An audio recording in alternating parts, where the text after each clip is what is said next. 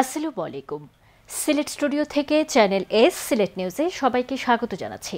সঙ্গে আছি জান্নাতুল নাজনীন আশা। শুরুতেই জানিয়ে দিচ্ছি শিরোনামগুলো। সিলেটের কানাইঘাটের সীমান্তে আটক সমালোচিত বিচারপতি মানিক প্রেরণ করা হয়েছে কারাগারে। মৌলভীবাজারের সীমান্তবর্তী এলাকায় বিজিবির উদ্যোগে বর্ণার্থদের উদ্ধার ও খাদ্য সামগ্রী বিতরণ। ভারতীয় পানি আগ্রাসনের বিরুদ্ধে সিলেটে সচেতন লেখক সমাজের উদ্যোগে মানববন্ধন ও বিক্ষোভ সমাবেশ। সিলেটে গুলি ও হামলার অভিযোগে হাসিনা কাদের সহ ৮৭ জনের বিরুদ্ধে মামলা। এবং মৌলভীবাজারের শ্রীমঙ্গলে বাংলাদেশ জাতীয়তাবাদী স্বেচ্ছাসেবক দলের ৪৪তম প্রতিষ্ঠাবার্ষিকী উদযাপন। শুনছিলেন শিরোনাম, এবারে বিস্তারিত। সুপ্রিম কোর্টের আপিল বিভাগের সাবেক বিচারপতি AHM শামসুদ্দিন চৌধুরী মানিককে আদালতে নেওয়া হয়েছে। সিলেটের জুডিশিয়াল ম্যাজিস্ট্রেট ১ আলমগীর হোসেনের আদালতে তাকে তোলা হয়। প্রত্যক্ষদর্শীরা জানান, সাবেক বিচারপতি মানিককে আদালতে তোলার সময় অনেকে তার দিকে ডিম ও জুতা নিক্ষেপ করেন। এ সময় কয়েকজন হামলার চেষ্টাও চালান। পরে কঠোর নিরাপত্তা দিয়ে তাকে আদালতে নিয়ে যায় পুলিশ। এর আগে শুক্রবার রাতে অবৈধভাবে সিলেটের কানাইঘাট উপজেলার ডনা সীমান্ত দিয়ে ভারতে পালিয়ে যাওয়ার সময় সাবেক বিচারপতি মানিককে আটক করে বিজিবি।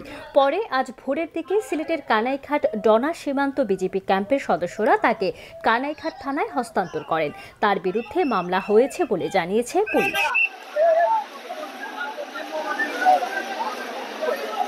শামসুদ্দিন চৌধুরী মানিক আজকে ৫৪ ধারায় গ্রেপ্তারপূর্বক বিজ্ঞ আদালতে উপস্থাপন করা হয়েছে। বিজ্ঞ আদালত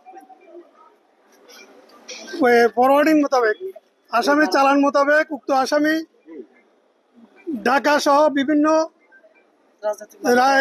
থানায় হত্যা সহ বিভিন্ন রাজনৈতিক মামলার এজাহারভুক্ত আসামি হওয়ায় আসামিকে বিজ্ঞ আদালত জেল হাজতে আটক রাখার জন্য আদেশ প্রদান করেছে। মৌলভীবাজারে বিপদসীমার উপর দিয়ে বইছে প্রত্যেকটি নদীর পানি। এরই মধ্যে মনু এবং ধলাই নদীর বেশ কয়েকটি স্থানে ভাঙন দেখা দিয়েছে। ফলে পানিবন্দী হয়ে পড়েছেন লক্ষাধিক মানুষ। বিস্তারিত দেখুন আমাদের মৌলভীবাজারের হেড অফ নিউজ খালেদ চৌধুরীর প্রতিবেদনে। ক্যামেরায় ছিলেন SM ফজলু। ভারী বৃষ্টি এবং উজান থেকে নেমে আসা পাহাড়ি ডলে মৌলভীবাজারের প্রত্যেকটি নদীর পানি এখন বিপদসীমার উপর দিয়ে বইছে।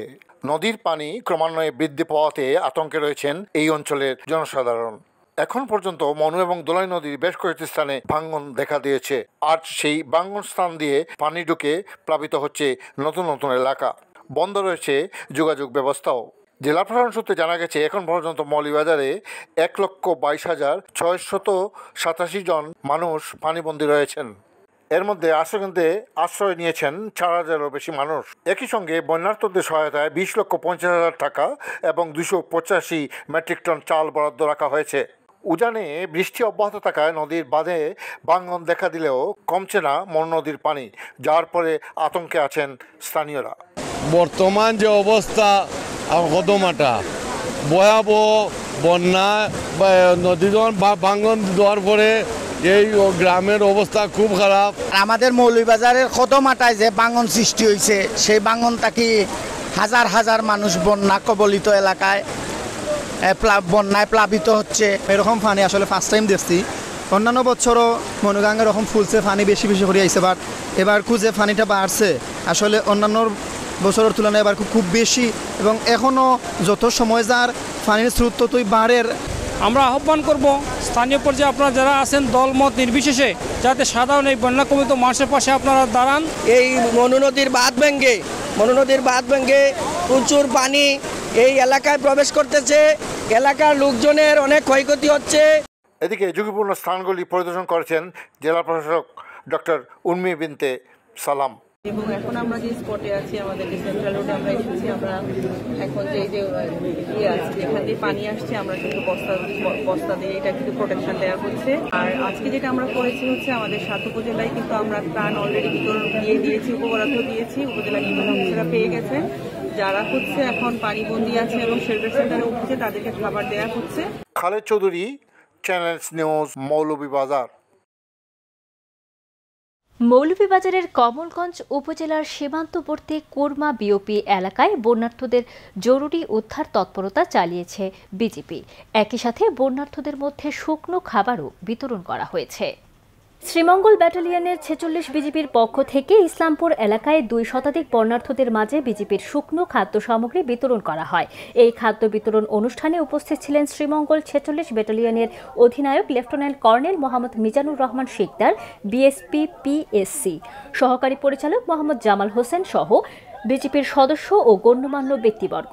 46 ব্যাটালিয়নের অধিনায়ক লেফটেন্যান্ট কর্নেল মোহাম্মদ মিজানুর রহমান শিকদার বলেন, বিজিপি সব সময় সমাজের দরিদ্র এবং বিপন্ন মানুষের পাশে এসে দাঁড়িয়েছে। ভবিষ্যতেও এই কার্যক্রম অব্যাহত থাকবে। তিনি বলেন, যে সকল বিওপি এলাকায় বন্যা দেখা দিয়েছে প্রত্যেক এলাকায় আগামীকালও ত্রাণ দেওয়া হবে এবং তা অব্যাহত থাকবে। আমাদের যে সীমান্তবর্তী এলাকা, আমরা আপনাদের সঙ্গে সব সময় আছি। বন্যা যেহেতু হয়েছে, আমরা বন্যার্থদের জন্য স্বল্প মাত্রায় কিছু খাদ্য সামগ্রী বিতরণ করছি। আমরা ইনশাল্লাহ পরবর্তীতে আরো দিব এবং ইনশাল্লাহ যারা এগুলোর ব্যাপারে ক্ষতিগ্রস্ত হয়েছেন প্রত্যেককে আমরা সহায়তা দিব। কোনো ধরনের সতর্ক বার্তা ছাড়া রাতের অন্ধকারে পানি ছেড়ে দিয়ে ভারত বাংলাদেশের বিরুদ্ধে জলযুদ্ধ ঘোষণা করেছে বলে মনে করে নাগরিক আলেম সমাজ। সিলেট কেন্দ্রীয় শহীদ মিনারে আন্তর্জাতিক নদীগুলোতে আধিপত্যবাদী বাঁধ নির্মাণ ও রাজনৈতিক প্লাবনের প্রতিবাদে ভারতীয় পানি আগ্রাসনের বিরুদ্ধে গণবিক্ষোভে বক্তারা এই মন্তব্য করেন।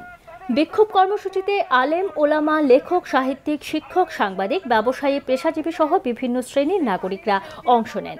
গণবিক্ষোভ থেকে 3 দফা গণঘোষণা, 5 দফা গণকর্মসূচি ও 10 দফা গণ আহ্বান ঘোষণা করেন নাগরিক আলেম সমাজের প্রধান সমন্বয়ক, লেখক ও সাংবাদিক নোমান বিন আরমান। অনুষ্ঠানে বক্তারা বলেন, ভারতের রাজনৈতিক প্লাবনে বাংলাদেশের জনজীবন বিপন্ন। লাখো মানুষের সহায় সম্পদ ও বসতবাড়ি বানের পানিতে ভেসে গেছে। একটি দেশের জনগোষ্ঠীর বিরুদ্ধে এমন জলযুদ্ধ গণহত্যার সমতুল্য। নাগরিক আলেম সমাজের সমন্বয়ক লেখক হোসাইন ফাহিমের সঞ্চালনায় গণবিক্ষোভে বক্তব্য রাখেন মাওলানা শাহ মমসাদ আহমদ, মাওলানা মঞ্জুরে মাওলা, সাংবাদিক ফয়েজুর রহমান, মাওলানা সাদিকুর রহমান, মাওলানা ফয়জুল হক, মাওলানা রশিদ আহমদ সহ আরও অনেকে। নিয়ে নিচ্ছি ছোট্ট একটি বিরতি। ফিরে এসে যা থাকছে,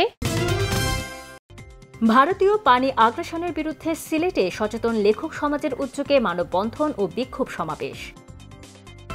সিলেটে গুলি ও হামলার অভিযোগে হাসিনা, কাদের সহ 87 জনের বিরুদ্ধে মামলা। এবং মৌলভীবাজারের শ্রীমঙ্গলে বাংলাদেশ জাতীয়তাবাদী স্বেচ্ছাসেবক দলের 44তম প্রতিষ্ঠাবার্ষিকী উদযাপন।